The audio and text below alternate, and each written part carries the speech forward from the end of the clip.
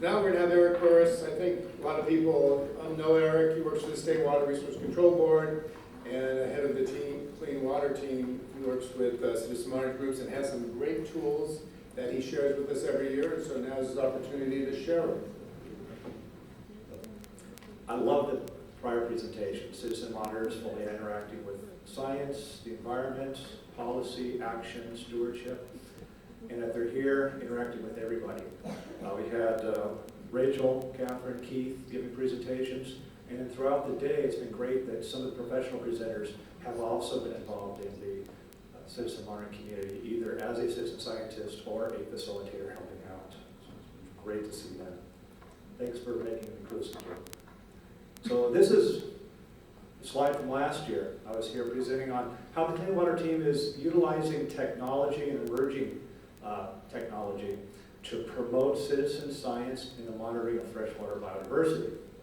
And what we've been able to do over time is to produce tools that promote citizen science, activities, education, STEM, our support, producing tools for feedback, producing data, and then this is the big one, just producing a lot of tools to facilitate monitoring science.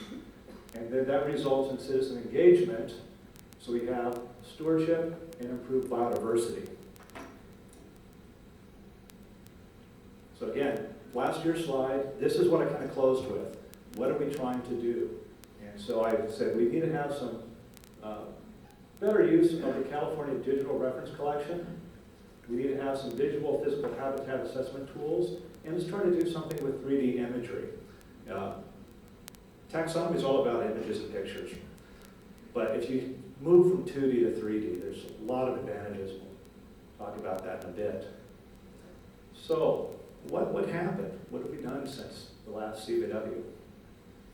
Well, you all remember I talked about the taking your camera, your tablet, on your smartphones, and making it a portable device so you can go out there and use it as a microscope, use it as a macro photography tool, making movies, whatever. Okay. But we needed to be able to enhance the experience in the field, and the California Digital Reference Collection was online, and I really wanted to get this offline and portable. So we worked on this quite a long time ago. Dan Pickard and one of my scientific aides, Brian Taylor, they put a presentation together, what was it, about 6 years ago, Dan? Yeah, it was a while ago that we would release this product. Well, we were able to take this and make it portable. So it gives the public, whoever downloads this, a little information about what benthic macroinvertebrates are, hierarchy of taxonomy, and then some other tools here. So they're able to take a look at identification tips, tolerance values, the critter's distribution, little imagery here to educate them about why we have these tolerance values, and then reference material where they can find information on actually going out and doing monitoring.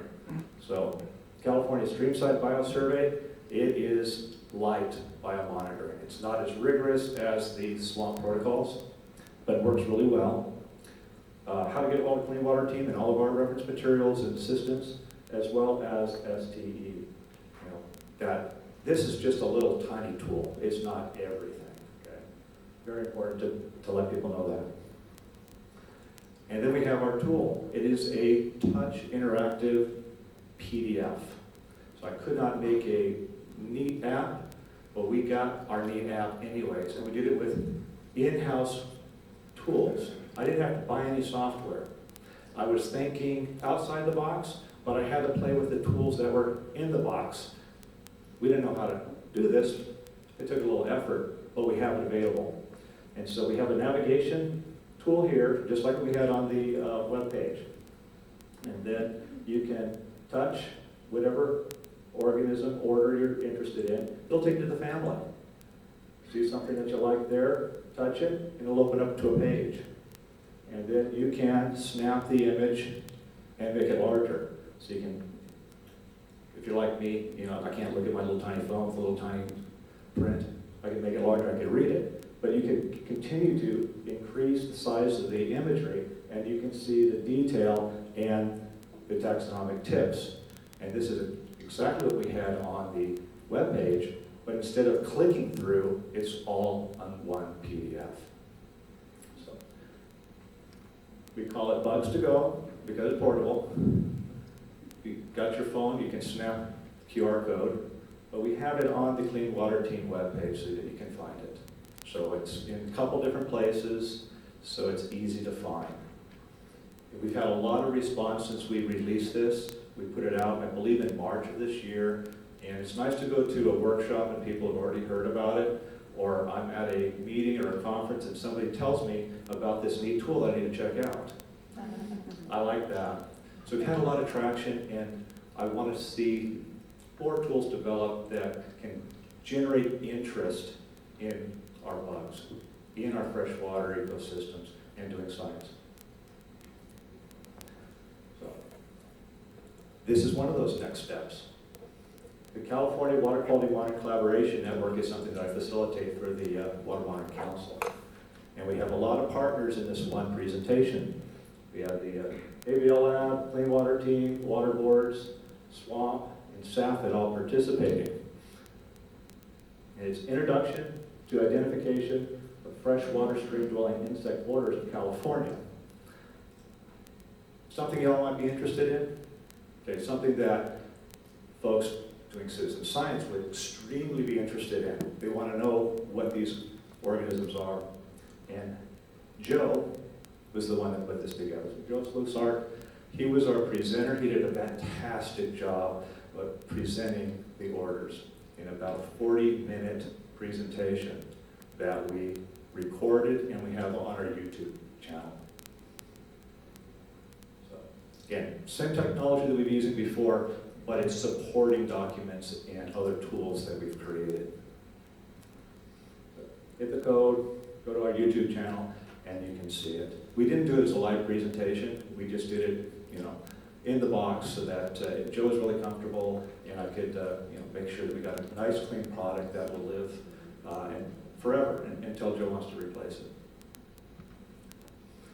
Similarly, SWAMP put together a web tool with all the different California freshwater algae. Neat tool. To support it, well, we couldn't use the camera macro adapter. We needed something else. So we found online, one of my student assistants, scientific aids, this little contraption that you can make for about, they say $10. It took me almost $20 to put it together, but I'm in LA. And so you have a LED light source that you can shine through your sample. And then you have embedded in the plastic a lens. So you put your phone on top of that and you can see images. And you can also stack these lenses and increase the magnification. So it's a neat, cheap tool for facilitating some citizen science projects in STEM, okay, in algae monitoring. So, next big tool that was on my wish list, visual assessment tool. So we use the standard tool that you've all maybe been doing during the CSBP. It's EPA methodology.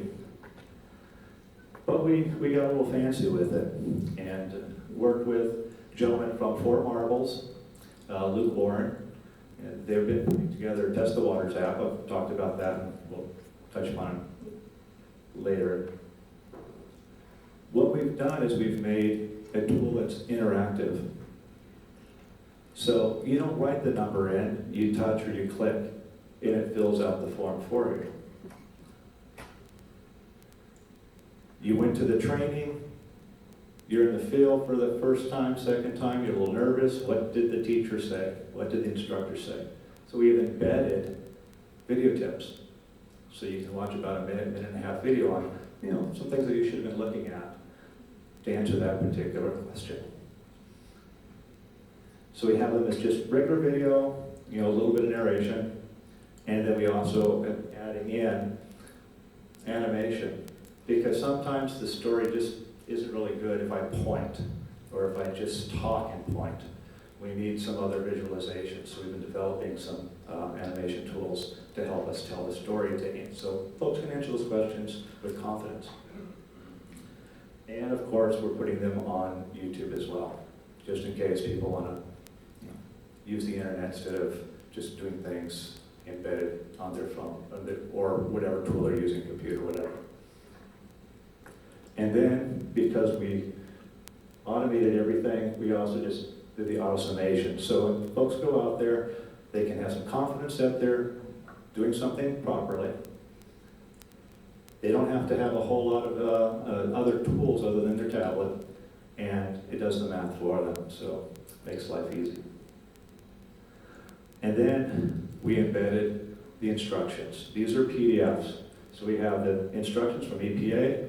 We have a PDF of my PowerPoint that I developed this a long time ago. So put that in there, as well as some other guidance documents that the Clean Water team put together for doing visual assessments.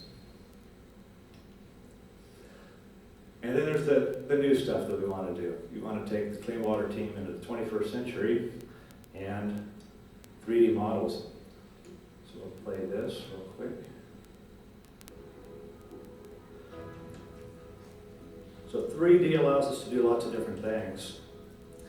It can raise the awareness of taxonomy. We can deal better with taxonomic ID challenges.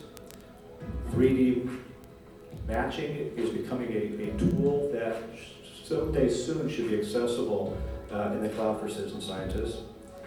There's also great benefits for those involved in conservation, natural resource management, education, and public health. It is just a fun, easy way to engage the public and our stakeholders in a very wide range. So these here are actually photographic images.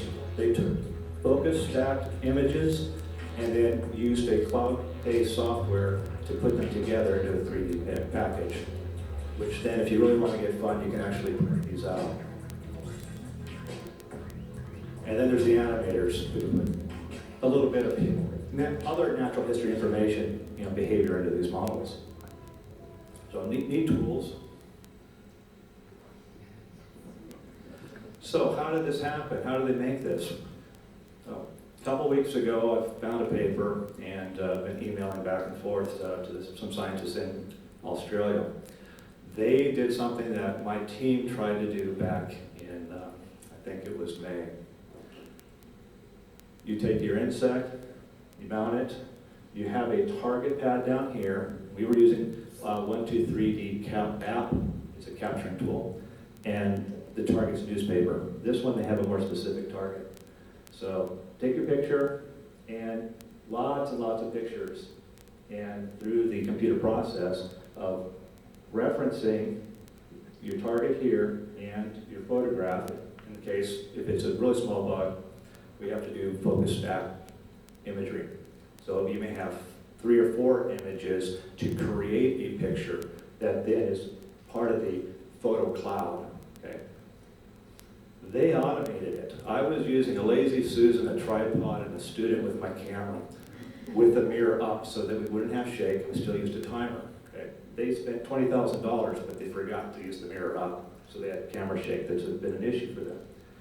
But they've been able to take full color images, and they can use these for lots of different purposes. We heard about New Zealand mudstone in the previous presentation. As new exotics come in, you can photo these guys, make 3D models, and then deploy those to people that are watching for these animals. If you see that bug in all of its dimensions, I think you're going to be able to detect them a lot easier than if you had it on a photograph. So, lots of neat tools that are being developed outside of citizen monitoring that we'd like to try to leverage.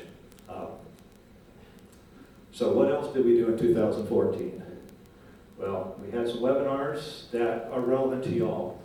We had the presentation by Dale Turner, Nature Conservancy in Arizona, on using citizen science to map our water resources during the driest time period. So they have some fantastic data on their creeks, and on the San Pedro River, where's the water during the driest time of the year? And then from knowing that, what can we do to manage our resources properly? But they couldn't have done it without citizen science going out and doing the mapping.